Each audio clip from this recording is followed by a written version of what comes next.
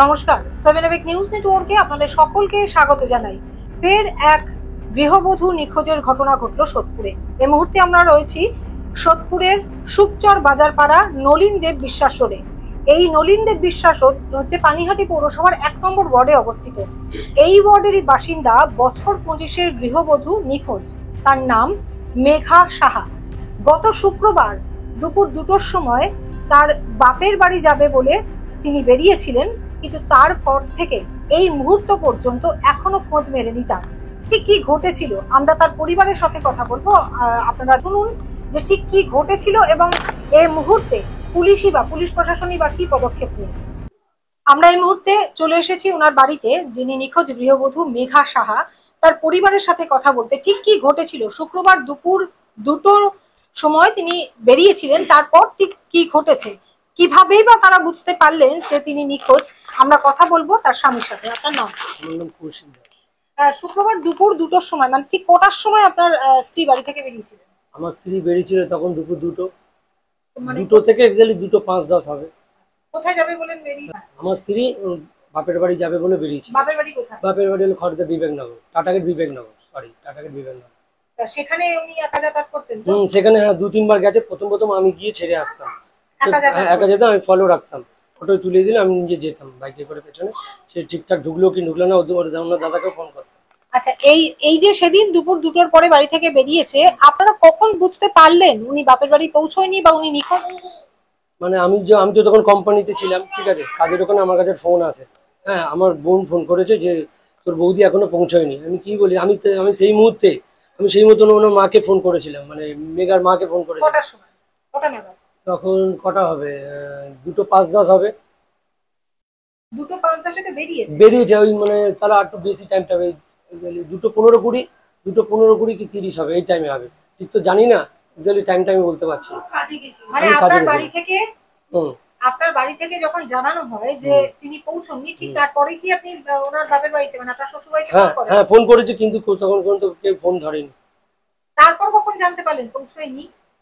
তারপর যখন ফোন করলাম, আমার বোন আমাকে ফোন করলো যে এখনো কি পৌঁছেছে, মানে পৌঁছে গেছে, এখনো তো আসেনি, মানে ফোন করে জানাচ্ছে। আমি তখন কাজ থেকে আসছি, আমি তখন বলছি কি বলিস, এখনো পর্যন্ত ঘরে ঢুকিনি, তাহলে কোথায় গেল মেয়েটা? কটা বাজে তখন? মানে 5:45। দ্বিতীয়বার যখন ফোনটা করলো 45 কতক্ষণ লাগে?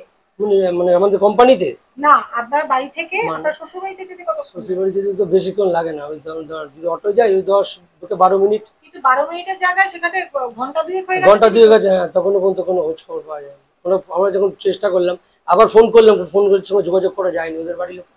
ওনার সঙ্গে ফোন ছিল না, ওনার সাথে কোনো ফোন ছিল না। তারপরে কি পদক্ষেপ নেওয়া হচ্ছে, মানে আপনার শ্বশুর বাড়ির তরফে, মানে মেঘা সাহার বাপের বাড়ির তরফে তারপরে কি জানানো হলো বা কি ব্যবস্থা নেওয়া হলো? ওরা বলছে তুমি আমাদের মেয়েকে কোথায় রেখেছো, কখন তো বেরিয়েছে, নিশ্চয়ই কোনো অশান্তি করে বেরিয়েছে বাড়ি থেকে, তুমি সত্যি বলো। আমি বলছি না, কোনো অশান্তি হয়নি, ছোটখাটো একটু সমস্যা হয়েছিল সকালের দিকে ঘুম থেকে ওঠা নিয়ে, এই সমস্যা। বলছে না, ওরা তখন উল্টোপাল্টা অ্যালিগেশন দিচ্ছে আমাদের। আপনারা কি প্রশাসনের দ্বারস্থ হয়েছিলেন? পুলিশ প্রশাসনের দ্বারস্থ হয়েছিলাম, ওনারা আমাদের সঙ্গে সহযোগিতা করেছেন, আমাদের বলেছেন আমরা দেখছি এই ব্যাপারটা নিয়ে। থানায় কারা ডায়েরি করেছে? নিখোঁজ ডায়েরি ওরাও করেছে, আবার আমাদের তরফ দিয়ে একটা করা হয়েছে। প্রথম মানে মেয়ের বাড়ির তরফ দিয়ে নিখোঁজ ডায়েরি করা হয়েছে। ওটা 10 তারিখ নাগাদ, মানে যেদিন নিখোঁজ হয়েছে সেই দিন। সেদিন তখন 11টা 11:30। তখন বলছে হ্যাঁ রাত 11টা। হ্যাঁ, নেওয়া হয়েছে, বলে একটু ওয়েট করবে। তারপর আমাদের তরফ দিয়ে কোনো ডায়েরি নেই, মানে একসাথেই 2টো ডায়েরি নেওয়া হয়েছে। তারপর আমরা পরের দিন আবার করতে গেছি, তখন নেওয়া হয়নি সেই ডায়েরিটা। মানে ওই মেয়ের বাড়ির তরফ থেকে নিখোঁজ ডায়েরিটা নেওয়া হয়েছে? হ্যাঁ, মেয়ের বাড়ির তরফ থেকে আমাদের তখন নেওয়া হয়নি। এই মুহূর্তে 2 দিন কেটে গিয়েছে, আর কোনো খোঁজ পেয়েছেন? না, আর এখনো পর্যন্ত কোনো খোঁজ পাওয়া যায়নি, কিন্তু আমরা চেষ্টা করছি। পুলিশ কি বলছে? পুলিশ বলছে তোমরা যাও, আমরা চেষ্টা করছি, আর তোমরা খুঁজতে থাকো, যতটা পারো তোমরা একটু খুঁজতে থাকো। এ বাড়িতে পুলিশ এসেছিল? হ্যাঁ, এ বাড়িতে কালকেই পুলিশ এসেছিল, তার আগের দিনও এসে গেছে, খোঁজ খবর নিয়ে গেছে, কিন্তু সেভাবে সেভাবে লিখে নিয়ে যায়নি, মানে ডায়েরিটা লিখে নিয়ে যায়, সেই লিখে নিয়ে যায়নি। আচ্ছা, উনি এখান থেকে বেরিয়ে কিসে করে যাচ্ছিলেন বাপের বাড়িতে? এখান থেকে বেরিয়ে টোটো করে, পাশের মোড় থেকে টোটো ধরে উনি উঠে গেছে, ওটা রানিং টোটে উঠে। আমাদের পাশের একজন দেখেছে, টোটোওয়ালা আমার চেনাশোনা, ও চেনে, বলছে বৌদি তুমি উঠে গেলে, ওখানে ও কোনো কথা না বলে চুপচাপ উঠে গেল। হ্যাঁ, টোটোতে এমনি তো কথা কমই বলছে।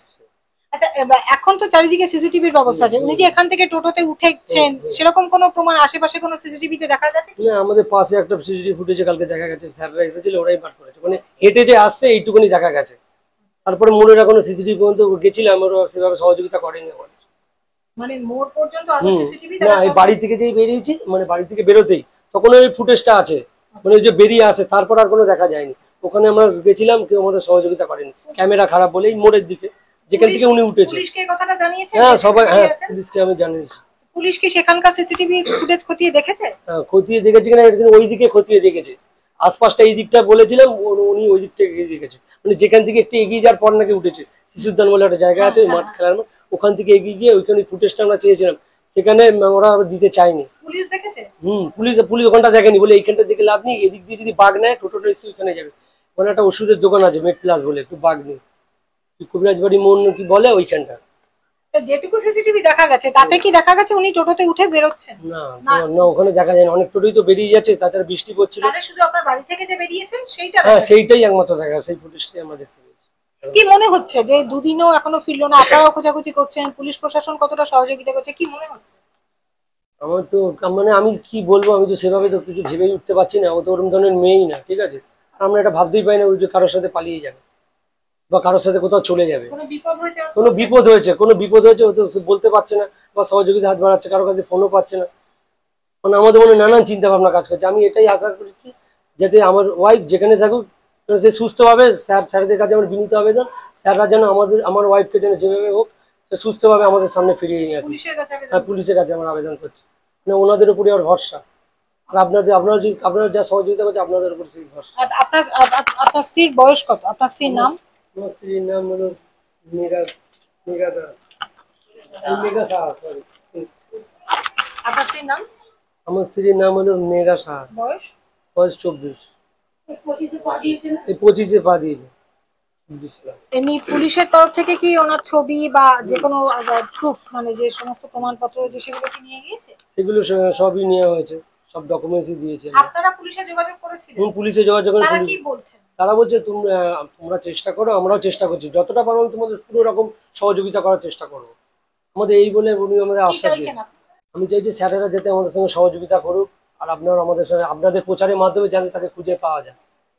আমরা এটাই এখন আশা করছি, আর সুস্থভাবে সেই আমার ওয়াইফ যেন ফিরে আসে, বাড়ি ফিরে আসুক। আমি এটাই আবেদন করছি, মানে এটাই ঠাকুরের কাছেও প্রার্থনা করছি। আপনার নাম? আমার নাম কৌশিক দাস। আপনারা শুনলেন মেঘা সাহার স্বামী কৌশিক দাস কি জানালেন। তার একমাত্র প্রশাসনের কাছে একটাই আবেদন, সুস্থভাবে তার স্ত্রী যেন বাড়িতে ফিরে আসে এবং তার জন্য যেন যথাযথ ব্যবস্থা নেওয়া হয়। দুদিন হয়ে যাবার পরেও কিন্তু এখনো মেঘা সাহা বাড়িতে ফিরে আসেনি। ঠিক কি ঘটেছে তার সাথে আশঙ্কা করছেন তারা, নিশ্চয়ই কোনো বিপদ ঘটেছে, এবং যত দ্রুত সম্ভব সুস্থ শরীরে তিনি যেন বাড়ি ফিরে আসে, এটাই নিখোঁজ গৃহবধূর শ্বশুর বাড়ির তরফে আবেদন। দেখতে থাকুন 7 আওয়ার নিউজ। আমাদের খবর আপনাদের কেমন লাগছে অবশ্যই জানাবেন, এবং চ্যানেলটিকে লাইক করবেন, সাবস্ক্রাইব করবেন, বেল আইকন বাটন প্রেস করতে ভুলবেন না। Shyamal Pal, Gautami Nath, 7 hour news network. Jai Hind.